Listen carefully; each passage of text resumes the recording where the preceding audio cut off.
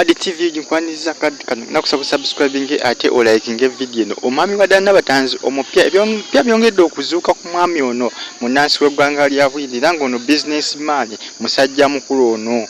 Jjukira lunaku lwa kumeka ndowooza lunaku lwa kosagula lunaku lwa kosagula lunaku lw'okunandowooza. Omwami yatulenize nnyo ku social media kusana ku mukutu gwa Phoenix browser nga kiraga nti mwami wa Ddaala Nabatanzi omujja. Jjukira Ddaala Nabatanzi balumiriza okuba ndi ye ne Mr. bayinza okuba balina enkolagana ey'erya wakati waabwe wabula kisinza okutabula ba social media endowooza abasinga batabula ne bagamba ye ate ono omwami yavuddewa. Ddaala Nabatanzi yeekubisiza naye ekifaananyi munansi w'eggwanga lya Bwindi era bano beenoonyereza ku bimukwatako ebisinga. Omusajja ono businessman era y'omu ku basajja ab'amaanyi bali mu kibuga Kampala balina ebizimbe balina zi arcade. Omusajja mukulu ono alina amaduuka mangi nnyo agatunda ebyamasannyalaze mu kibuga Kampala mu center wakati. Omusajja mukulu ono ne baba social media ekutte omuliro naddala TikTok kw'osaana n'omukutu gwa Instagram nga beebuuza omwami wa Ddaala Nabatanzi ono yafubutuseewa.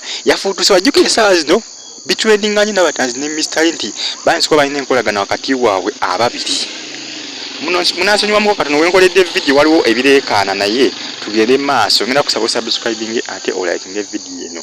Abasinga byongedde okubatabula nga bagamba nti ye Nabatanzi ne Mr. kiri ate kigenda maaso bakitwala bate na munansi wa ggwanga lya Bwindi ate nga Nabatanzi tumanyi mukyala wani wa Mr. oba B2C kati abasinga beebuuza kiki ekigenda maaso wakati wa munansi w'eggwanga lya India ne Nabatanzi. Abasinga batandise obisala manyi ku social media okwo abaana baagala nnyo ebintu bikwatagana ku basiribu ab'enjawulo naddala abasiribu ab'amaanyi. Kati Nabatanzi kumulaba ne munansi w'eggwanga lya Bwindi abasinga ba social media endowoozi beebuuza yaani. Abasinga batandise dde obisala nti mwami we, abasinga bagamba nti yono wa Ddaala Nabatanzi bujjo beebuuza ani omwami we. Omanyi wano mu Uganda basiribu abasinga tebamanyi babba baabwe.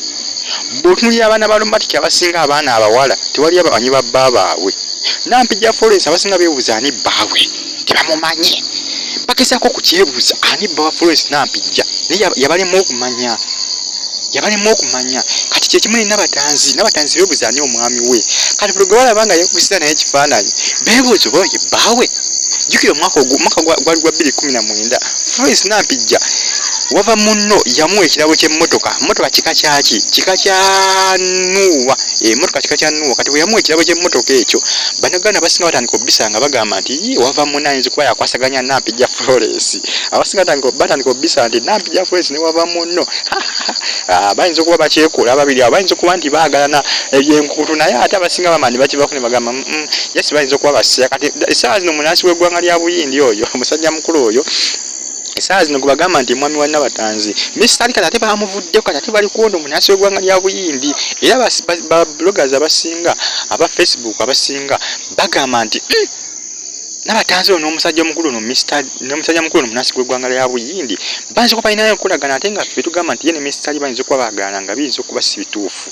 Batandise kati okukyusa endowooza aba social media endowooza abasinga batandise okukyusa endowooza kati obwofu babutunuuliza munansi w'eggwanga lya Bwindi yeekubisiza ekifaananyi ne Ddaala Nabatanzi nga bali babiri ne banaye kiri ku social media olemwa wali Facebook ba Isima Olaxes ne munne Tamale Mirundi Junior onako olw'enkya basuubizza okubaako bagenda kukola analysis ku mwami ono munansi w'eggwanga lya Bwindi eyeekubisiza ne Nabatanzi ekifaananyi. Essaawa zino bwetunuulira amawulire agatambula ku social media mawulire ga Ddaala Nabatanzi ne mwana mulenzi ono ne musajja mukulu ono munansi w'eggwanga lya Bwindi ge mawulire gati agatambula ku social media essaawa zino akadde kano ge gasinga otrending era enkya Isima Olaxes ne Tamale Mirundi Junior manyi bano bo omulimu gwabwe gwa kuwa analysis ku bintu ebyo bitambula basuubiza okukkira enkya ku makya bagenda kukkirira ku analysis yakwogera ku munansi w'eggwanga lya Bwindi ono Ddaala Nabatanzi gwe yeekubisiza naye ekifaananyi.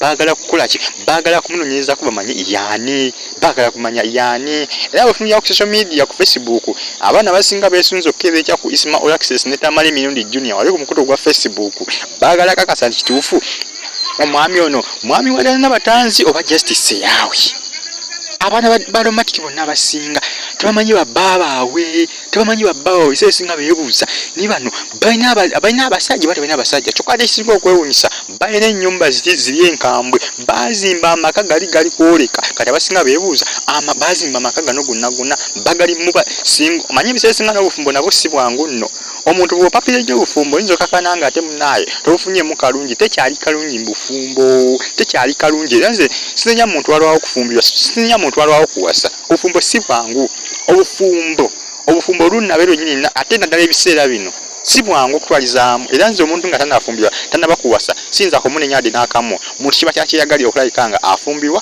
oba okuwasa era Nabatanzi waddembe okufumbirwa oba okuwasa Florence Nampijja waddembe okufumbirwa akadde konna buli muntu waddembe okufumbirwa waba muwala waddembe okufumbirwa akadde konna k'abasazeewo bwaba musajja waddembe okuwasa akadde konna k'abasazeewo kwegamba kiba kyakyeyagalira eri omuntu oyo yennyini kuba obulamu buba bw'oyo muntu tebuba bwa muntu yenna alina kumusalirawo n'ensonga Nabatanzi waddembe okufumbirwa essaawa yonna gy'aba ayagadde Nampijja waddembe okufumbirwa essaawa yonna na buli muntu yenna alina waddembe okufumbirwa essaawa yonna z'aba ayagadde oba okuwasa waba musajja okuwasa akadde konna n'ensonga Nabatanzi wamma atuyinze ekya analysis yaba bloggers aba Facebook kiki banayogera ku munansi w'eggwanga lya buyimbi ono Fali TV subscribe like nga comment section weri abako kyotesa oba kiwabula mubere bulungi mweraba